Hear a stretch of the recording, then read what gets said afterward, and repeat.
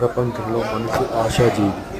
తన ఆశలకు అనుగుణంగా తాను ఎదగాలనే అంశాలతో తనకున్న ఏళ్లనాటి శనిని తొలగించుకోవడం కోసం నంది ఒడ్డెమానులో శ్రీ శనేశ్వర స్వామికి తిలతైలాభిషేకం నిర్వహించుకోవడానికి వేద పండితుల మంత్రోత్సవాల మధ్య పూజా కార్యక్రమాలు నిర్వహిస్తున్న దృశ్యాలు.